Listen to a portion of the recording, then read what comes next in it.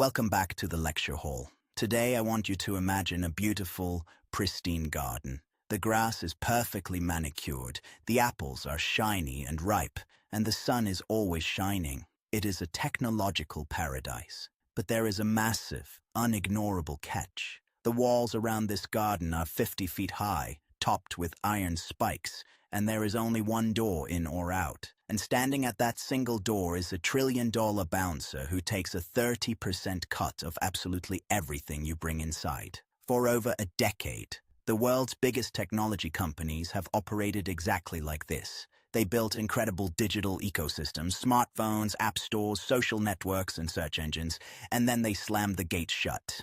If you wanted to sell an app, reach a customer, or just send a text message to a friend on a different brand of phone, you had to play by their extremely strict rules. You had to pay their tolls, and if you ever tried to compete with them by offering a slightly better service, well, they would simply bury you so deep in their search algorithms you practically cease to exist. Now, normally, governments deal with monopolies using something called antitrust law, but traditional antitrust law is a dinosaur. It was designed for a world where oil barons bought up all the railroad tracks, or steel magnates bought all the coal mines. It involves years of investigations, thousands of lawyers, and massive, drawn-out court battles.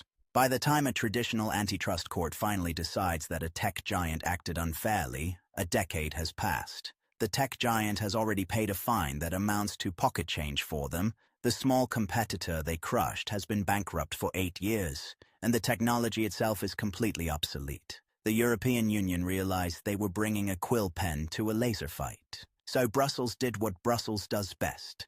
They wrote a massive, highly complicated, incredibly ambitious new rule book. They called it the Digital Markets Act, or the DMA. Instead of waiting for tech companies to crush the competition and then punishing them 10 years later, the DMA sets ground rules before the game even begins. This is known in the bureaucratic world as ex-ante regulation. The first thing the European Union had to do was figure out who this law actually applies to. They did not want to accidentally regulate a small startup running out of a garage in Munich. The DMA is a specialized weapon designed exclusively for the absolute titans of the industry. The EU calls these titans the gatekeepers. To be officially labeled a gatekeeper, a company has to meet very specific, incredibly high thresholds. They need an annual turnover in Europe of at least 7.5 billion euros, or a market valuation of 75 billion. They must also have at least 45 million active end users in the EU every single month. In other words, you have to be practically unavoidable. When the dust settled and the calculators cooled down, the European Commission officially designated 6 initial gatekeepers: Alphabet, which owns Google, Amazon, Apple, ByteDance, the parent company of TikTok, Meta, which owns Facebook and WhatsApp, and Microsoft. These 6 empires control the core platform services that the rest of the digital economy relies upon to survive. Once you are slapped with the gatekeeper label, the rules of the game instantly change. The DMA forces you to comply with a list of do's and don'ts designed to make digital markets fair and contestable.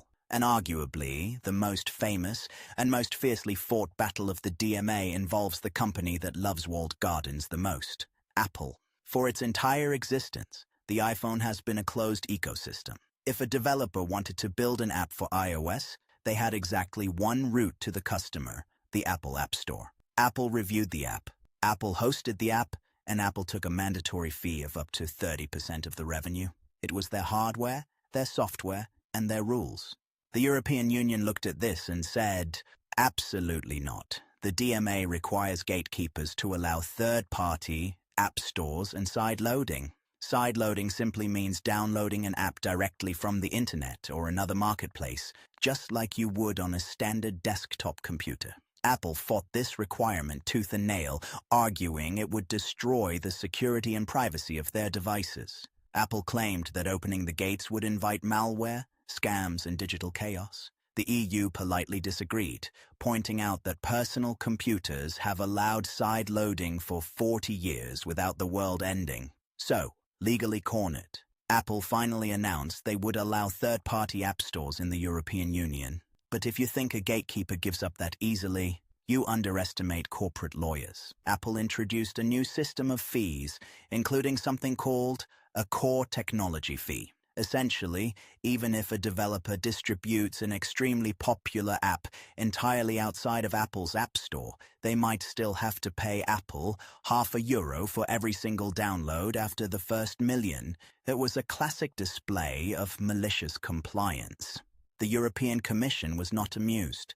They immediately opened an investigation into Apple, suspecting that these new fees and complicated hurdles completely violate the spirit and the letter of the Digital Markets Act. Brussels is making it very clear that they will not accept fake open doors that secretly lead right back to the original toll booth.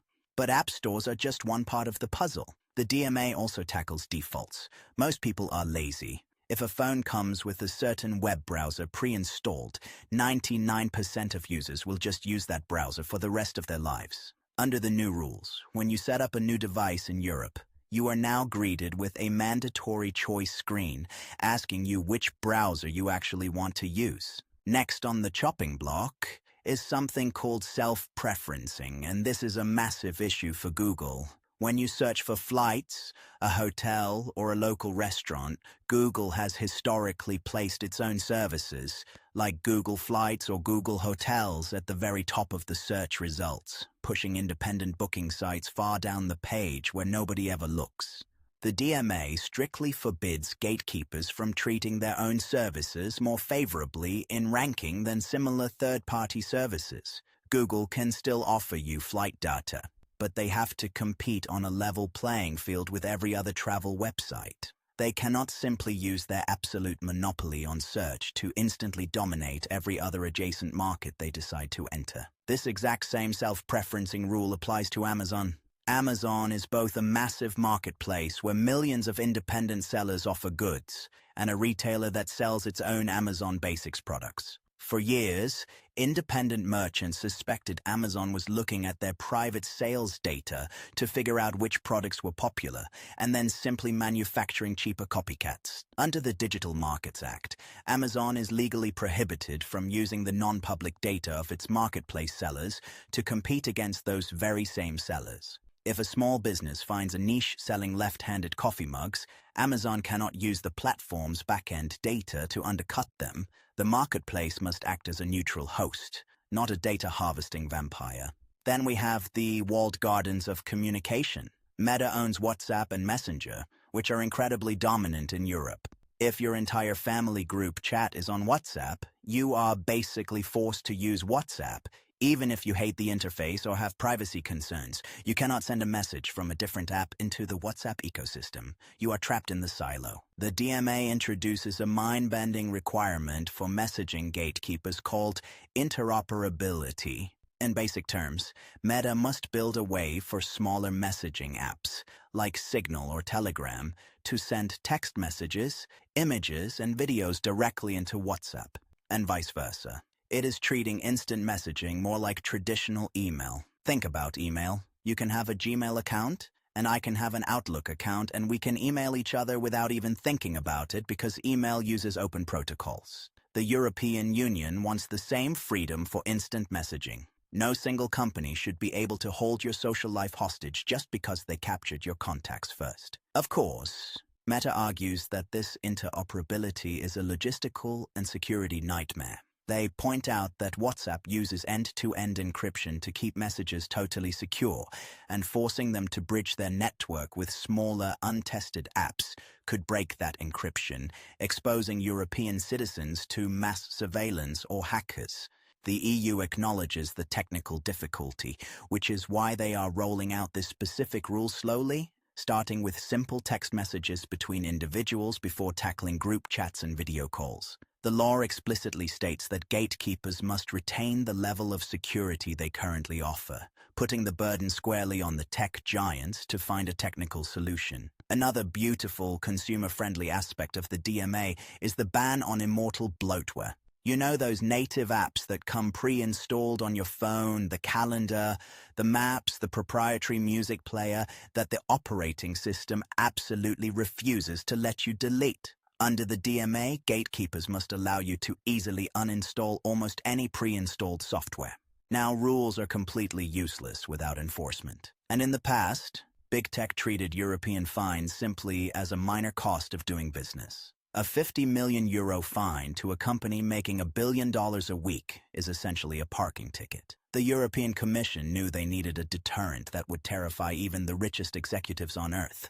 If a gatekeeper violates the Digital Markets Act, the European Commission can fine them up to 10% of their total worldwide annual turnover. Notice I said worldwide. If a company makes $400 billion globally, the EU can hit them with a $40 billion fine. Suddenly, non-compliance is no longer a profitable business strategy. And if the company decides to be stubborn and repeat the offense, that fine jumps to a staggering 20% of their global turnover. But the Commission did not stop there.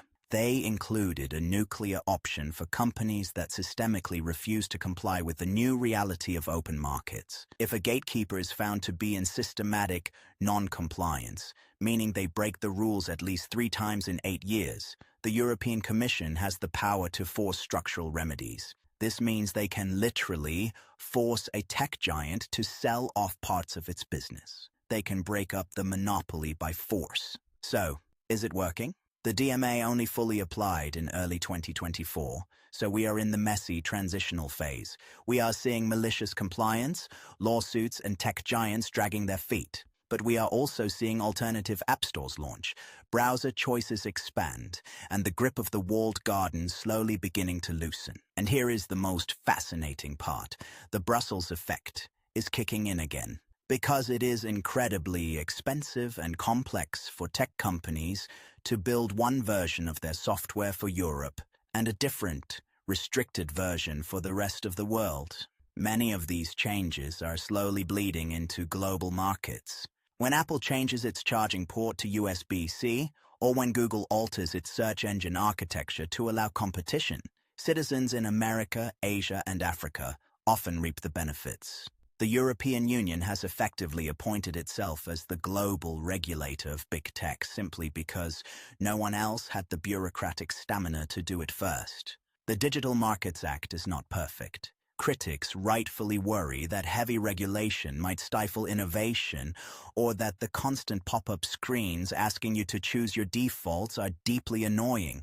It is a massive, highly complicated experiment. But it is an experiment born out of a genuine desire to protect the open internet. The EU decided that no company, no matter how brilliantly designed their products are, should have the power to act as an unelected government over our digital lives.